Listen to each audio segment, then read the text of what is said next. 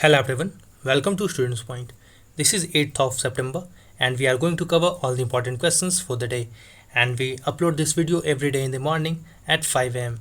And to get PDF of all these videos, you can join us on Telegram by writing the channel's name Students Point. You can also follow us on Instagram by writing the username The Students Point. And if you are finding these videos useful, don't forget to like the video and do share the video with your friends and loved ones. Also, don't forget to press the subscribe button and the bell icon to receive the notification of all the latest videos to never miss any opportunity to learn and grow every day. Now we will see question for the day, which everyone has to try to answer this question in the comment section. The question is, how many principles have been outlined by United Nations in its first ever guidelines on access to social justice for people with disabilities? These are the options. Read the options and then answer. The first question now. The book Dictionary of Martyrs, India's Freedom Struggle from 1857-1947 was released by Prime Minister Narendra Modi. The book was released in March 2019, but it was in news because recently Indian Council for Historical Research has constituted a 3-member committee. The committee will review the entries in the book Dictionary of Martyrs. So there is dispute about the entries in this book. Actually, a report submitted by Indian Council of Historical Research earlier in 2016 had recommended the removal of wagon tragedy victims and Malabar rebellion leaders Ali Musliar and Variam Kunnat Ahmad Haji and Haji's two brothers from a book on martyrs India's freedom struggle. Who were these leaders? Malabar rebellion leaders Ali Musliar, Vikram Kunnat, Ahmad Haji and Haji's two brothers. See, report suggests that these Haji brothers were notorious Mopla riot leaders and a hardcore criminal who killed innumerable innocent Hindu men, women and children during the 1921 Mopla riot and deposited their bodies in a well locally called as Thuvur Kinnar. And Haji was arrested by the army and was tried by an army court and shot dead on January 20th, 1922. So basically the dispute is that these leaders should not be given the status of martyrs, as they were not martyrs or fighting for freedom struggle. Instead, they were hardcore criminals. And let's have brief about Malabar Rebellion. Malabar Rebellion, which is also called as Mopla Rebellion, happened in 1921. It started as resistance against British colonial rule, which was also against prevailing feudal system at that time, and it also supported the Khilafat movement in South Malabar, but it ended in communal violence. Next question now. Which World Solar Technology Summit is being organized? So it is the first World Solar Technology Summit which is going to be organized by International Solar Alliance. It is going to be organized today on a virtual platform, and the objective of the event is to bring spotlight on state-of-the-art technologies as well as the next generation technologies to boost harnessing of solar energy. The Prime Minister of India will deliver the inaugural address, and there will be 5 sessions in it, and this will be available in English, Spanish, French and Arabic. These 5 sessions include Global CEO Session, Vision 2030 and Beyond, Towards a Decarbonized Grid, Disruptive Solar Technologies, Solar Beyond Power Sector. Next question now. Which goal of Sustainable Development Goal aims to provide universal access to energy? So it is SDG 7, which aims to provide universal access to energy. In examinations, they often ask you about the number of SDGs and the theme of that SDG. So you have to remember this as it was in news. So SDG 7 related to universal access to energy. And ISA will prove to be a big step towards achievement of universal access to energy. So let's have some idea about ISA. International Solar Alliance launch was announced by Prime Minister Modi and former President of France, Francois Hollande, on 30th of November 2015. It was announced at the 21st session of United Nations Climate Change Conference of Parties, which was in short called as COP21 in Paris, France. It is headquartered in Gurugram, and the first ISA assembly was held in the year of 2018. And please note that according to the Central Electricity Authority of India, India has till now produced 35 gigawatt of solar power This is the capacity which India has installed till July 2020. And India has set ambitious target of achieving the potential of 100 gigawatt by end of 2022. Earlier the target till 2020 was to achieve 20 gigawatt, but India achieved the target much before the completion of the target 2020. So taking inspiration from that achievement, India set an ambitious target of 100 gigawatt potential of solar power by 2022. And you can join our monthly current affairs test series. Many of you have already enrolled. The admission for the month of September and afterwards has already begun, so don't miss this opportunity. There are 3 plans which you can subscribe to. The plans are mentioned here. The plan is for first month, 3 months and for 6 months. You can choose your plan as per your convenience, and after subscribing you have to send your confirmation at pointstudent2020@gmail.com. Only few days are left before the test is going to be organized. The test is organized on website. All the questions are given there. Thereafter you get the PDF of all questions along with the explanations, detailed explanations of every questions. And the questions are relevant for your examinations because the questions is not only targeted to cover the questions of current affairs but also your static portions which can be linked to that topic which was in news for that month. And you can subscribe to either of the plan by pressing the link which I will provide in the description box of the video as well as in the comment section at the top. And these are the topics which we try to cover in the current affairs test series. These are topics for polity, economy, international news, science and technology, environment, history and culture, and small topics and questions related to awards, indices, personalities, sports are covered in miscellaneous. So this test will ensure a comprehensive preparation for your examinations.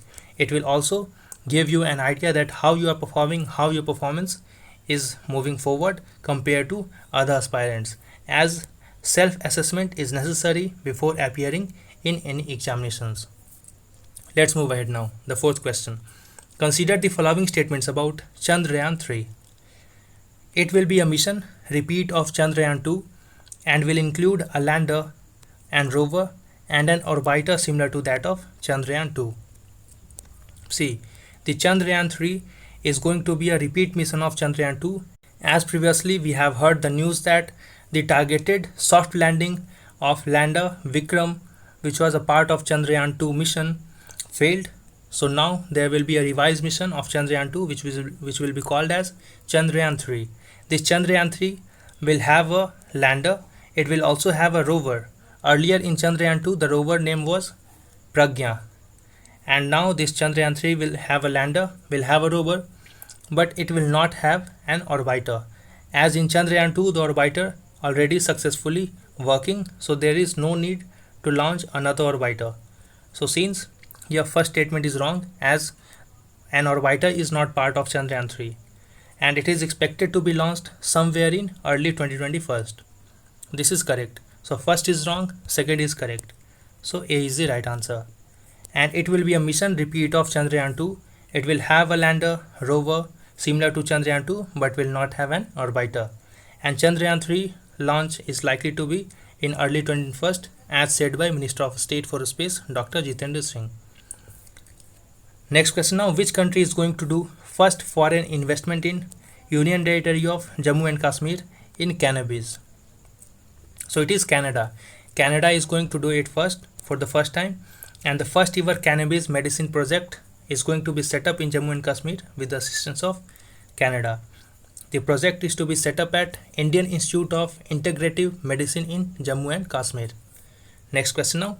Consider the following statements about FCRA or Foreign Contribution Regulations Act. Let's see. In short called as FCRA regulates foreign contribution, especially monetary donations provided by certain individuals or associations to non-governmental organizations and others which are working in India. This statement is correct. So FCRA regulates monetary donation to NGOs which are working in India, and an FCRA license is mandatory for a non-profit organization to receive foreign funds. This is also correct. So here both of the statements are correct. So C is the right answer. And the act in its consolidating form was originally passed in 1976, but it was modified in 2010 and it is implemented by Ministry of Home Affairs. This statement is very important. And by looking at Ministry of Home Affairs, I remember one thing. Last day, one of you asked question in the comment section that, sir, whether Indian Coast Guards come under dual control of Ministry of Home Affairs and Ministry of Defense.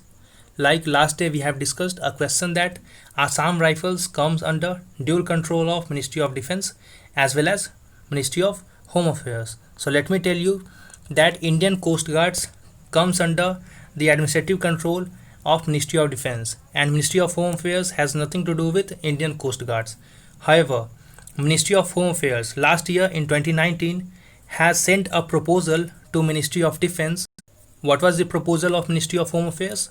Ministry of Home Affairs sent a proposal to Ministry of Defense that the control of Indian Coast Guards should be transferred to Ministry of Home Affairs as it will be more effective to provide internal securities or securities in the internal water bodies of India.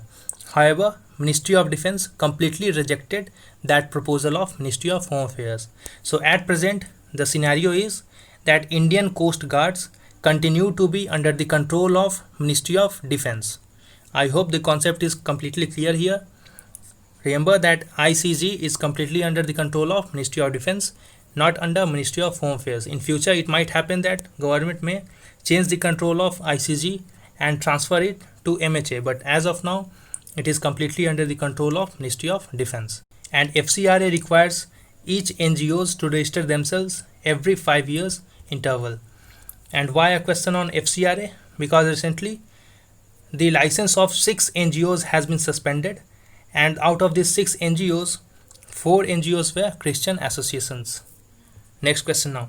Consider the following statements about Novichok agents. Let's say Novichok agents means newcomer in Russian and applies to a group of advanced nerve agents developed by Soviet Union in 1970s and 80s. This statement is correct. So it is basically a chemical weapon and it basically affects the nervous system of human body. And these are extremely toxic, blocks masses from the nerves to the muscles, causing a collapse of many bodily functions. This statement is also correct. So here both statements are correct. C is the right answer. And Novichok was developed under a program codenamed as Foliant. The main nerve agents are chemical sarin, GB, Soman in short GD, Tabun in short GA and VX. It was in news because recently Germany has threatened sanctions against Russia over the alleged poisoning of Russian opposition figure Alexei Navalny. Russia in return has accused Germany of delaying the investigation on the matter. So how did Germany came into picture? As Alexei Navalny was an opposition leader of Russia, he was allegedly poisoned in Russia. So how did Germany came into this matter? See, when Alexei Navalny was ill, he was evacuated to Germany. That is why Germany has also intervened. And now Germany, it is high possibility that Germany, which is currently holding the rotating presidency of European Union, will discuss the possible sanctions against Russia if it fails to provide an explanation. European Union can discuss sanctions on Nord Stream 2. What is Nord Stream 2? It is a critical energy export project for Russian government. It is passing through the Baltic Sea and it will connect Germany and Russia. As Russia is a resource-rich country, this pipeline will be used to transfer energy from Russia to Germany and from there to other Western European countries. However, this project is being criticized by US, also by the eastern neighbors of Germany. Eastern neighbors of Germany says that such dependence on Russia for energy will hamper the strategic interest of European countries. And Nord Stream 2 is nearly constructed 1200 km pipeline from Russia to Germany via Baltic Sea. See, there are two pipelines here. The first one is referred as Nord Stream, the second one is referred as Nord Stream 2. Nord Stream runs from Viborg to Greifswald and the pipeline running from Utsluga to Greifswald termed as Nord Stream 2. Next question now. The third annual Indo-Pacific Business Forum is to be held in, so it is to be held in Hanoi. So here D is the right answer. The forum is to be sponsored by US ASEAN Business Council Vietnam Chamber of Commerce and Industry, US Chamber of Commerce and Government of Vietnam. And if you have not liked the video yet, do like the video and do share the video with your friends and loved ones. Next question now. 10 हफ्ते 10 बजे 10 minute or 10 week at 10 a.m. 10 minutes campaign has been launched by, so it has been launched by Delhi government. So here C is the right answer. The campaign seeks the residents of Delhi to pick up their phone, call 10 of their relatives and friends, advise them to practice to prevent dengue. The campaign also urges citizens to spend 10 minutes to inspect their own residence for clean stagnant water in order to avoid breeding of mosquitoes and prevent the spreading of malaria, dengue and chikungunya. Now let's see some more points which are news. Prime Minister Modi has expressed grief over passing away of Keswananda Bharti ji. Who was Keswananda Bharti ji? He is a well-known personality. He was the head seer of Idnir Mut in Kasaragod district of Kerala since 1961, and he was the person who left his signature in one of the most significant rulings of Supreme Court when he challenged the Kerala land reforms legislation in 1970. It was the famous case which is called as Keswananda Bharti case, in which Supreme Court gave the judgment, and from here the basic structure doctrine came into existence. The case was famously called as Keswananda Bharti case or Keswananda Bharti versus the state of Kerala case. Next point now. The fire that erupted on oil tanker MT New Diamond off Sri Lanka's southeast coast was completely doused off after joint efforts by a team of experts. MT New Diamond is a very large crude carrier. It is a Greek-owned vessel and under charter by Indian Oil Corporation. Next point now. US President Donald Trump has announced Wellington, North Carolina as the first World War II heritage city, and it is located here on the US map. I hope you find the video useful. Don't forget to like and to share the video. Subscribe and press the bell icon. Wait for the upcoming video. Until then, stay safe and thanks for watching.